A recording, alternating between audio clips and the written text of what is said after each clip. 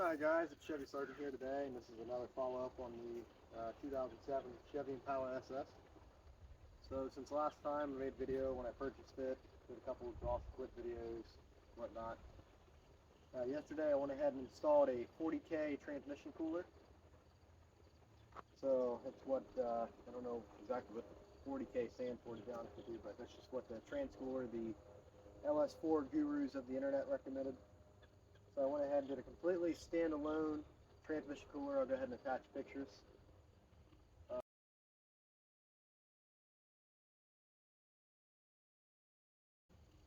It's mounted right up here, right behind the bumper. So I pull the bumper off, pull some of the shrouds off from back here, and mount it all up. I actually took the quick connects from the radiator, transmission cooler and the radiator, plumbed them out, ran the rubber line into the barb fittings on the trans cooler. So it's got a completely standalone transmission cooler now. It actually did make a huge difference. I was running around 212 degrees, 208, 212 degrees, average city driving, about 190, 200-ish on the freeway. Now that I have the transmission cooler on here, I'm staying around like 150 on the freeway, 155, and it's going to about no more than like 165, even hard driving in the city. Stop and go traffic, things of that nature. The weather's been around 60s, 50s, 60s right now here in Ohio. So transmission cooler is definitely doing its job. Just noticed a huge difference just since yesterday. However, just from driving the car more and more, I have started to notice a slip, a 1 to 2 slip, and this was before the trans cooler. I'm still occasionally doing it, but seems to be doing a little less now the trans cooler's on there. These cars are notorious for getting that 1 to 2 kind of ka-chunk, like you're at a traffic light or just going in first gear or whatever. It'll kind of ka-chunk in the gear, and to resolve that, you can do a number of things. One of the most common is people go ahead and they do a shift kit on this car. Sorry about the wind noise. But they go ahead and do a shift kit on this car, and what that's going to entail is actually taking the transmission pan off, and you go in there and you're going to take the, I think they call it an accumulator inside the transmission. You take that out, you replace the springs with some stiffer springs, some stiffer spacers, and that's going to tighten up the 1 to 2 shift. So that's going to help a little bit. It's going to help the pressures inside the transmission. The next thing I'm going to do after I get the shift kit in there, for those of you that are familiar with LS4s, you might be in the Facebook groups LS4 Kingdom and the W Body Kingdom.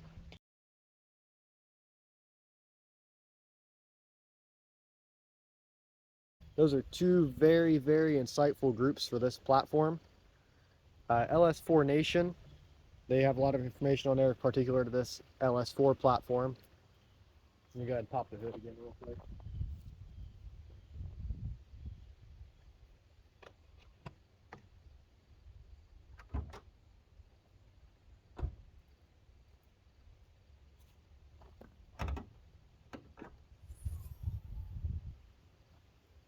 So, LS4 platform, obviously, get you a better view here for those of you that's new to the channel or haven't seen one of these cars before.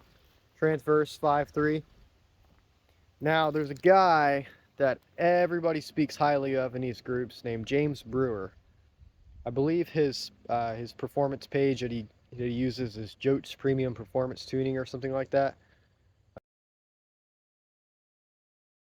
It's like JPPT or something. I'll probably link it down below. Anyway, this guy, he's I believe he's based out of Texas, and he does remote tuning or email tunes. He prefers to do the remote tuning.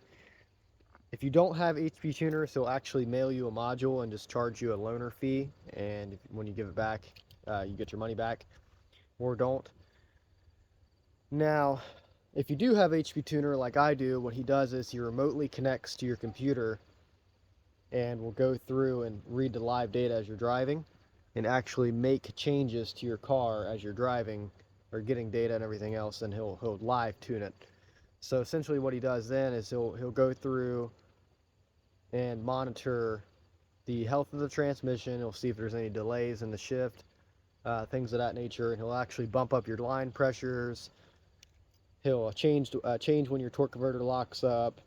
Obviously, he goes through and does normal tune on the engine. That's supposed to bring out some power from the base economy tune that these cars come with.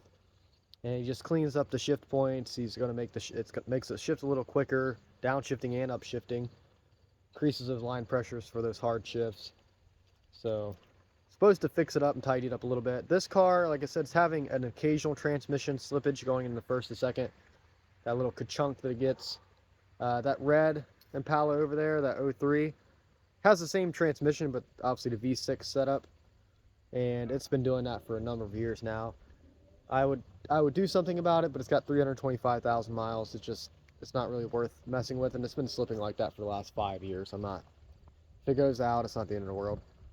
This car, however, I'm trying to expand the longevity of the transmission as long as possible. So by doing that, I'm doing everything necessary. So this guy, I'll probably be getting a follow-up contact with him after I get the shift kit done, and be looking into having him tune my car. There's hundreds of people that can speak for this guy and the tunes he's done.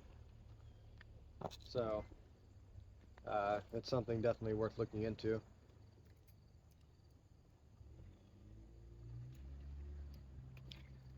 Anyhow, sorry about that. Somebody stopped in front of my house. I was trying to figure that one out. Anyhow, so this car though, so far I've had it about 2.5 weeks or so now, 3 weeks maybe. I don't know. I'm losing track of time. It's been incredibly fun. I've been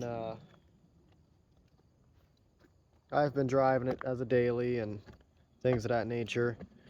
One thing I can say though, I made a rookie mistake when I was putting my transmission cooler in.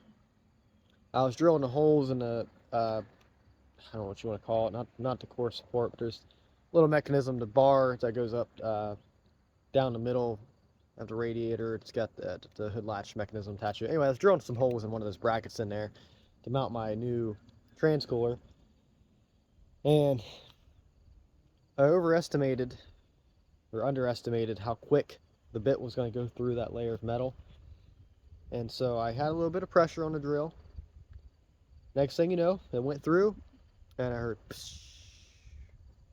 Yep, that wasn't good. So punctured my condenser in the process of installing the trans cooler. So don't be a dummy like me. Don't do that.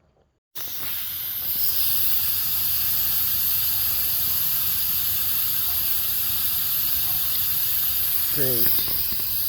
So now down the road, probably springtime, I'm probably going to put the condenser in this and get the AC working again. Thankfully it's fall. Temperatures are going to be low. I'm not too worried about it. Roll the windows down if I have to. If I really pressed about AC, for some reason we had a 100-degree day because it's Ohio, I'll just go drive the red car over there. It's still got AC. So not a huge deal. Take you guys off the tripod here. I went ahead and I buffed out the car a little bit. And still, got some scratches, dings, dents. It's an 07. Like I went over in the first video about this car, dents, scratches, bumper's got stress cracks. It's dirty again. Same exhaust as last time. Quarter panel still banged up, etc., etc. But overall, I did get some new tires for the car, so that's nice. I'm gonna go under here. I'm probably gonna paint some of these brackets and whatnot, and clean some stuff up. Things of that nature. The transmission shift kit should be here tomorrow, so I'll probably put it up on some ramps and change that out tomorrow. I gotta go get some fluid for it. It did take about another quart of transmission fluid. I actually need to check it again. It took about a quart, maybe a quart and a half after I put the trans cooler on. It's a pretty massive trans cooler. I'll attach pictures and whatnot throughout the video. Anyway, I just want to give you guys an update on the car. Again, 07 Impala SS. Highly recommend if you have one of these, get a trans cooler, shift kit, and a James Brewer tune. Said my tune's coming next, and then I can start focusing on the little things that I want. I'm not worried about making this thing a powerhouse or anything. I just want it to be a fun daily. I want it to be reliable. As reliable as a front-wheel drive V8 can be anyway. And worst case, I have to have a transmission rebuilt, and I'll go to a performance rebuild kit. But as of now, we're going to do what we can to preserve what it's got and keep it on the road. I've put about 700 miles on it since I bought it. And I mean, it's been pretty solid aside from the occasional transmission issue, but I don't think it's to the point of no return yet because it's only doing it intermittently, and I believe the pressure increase and shift kit should resolve that. Anyways, it's thanks for watching my video, and I'll see you guys next time.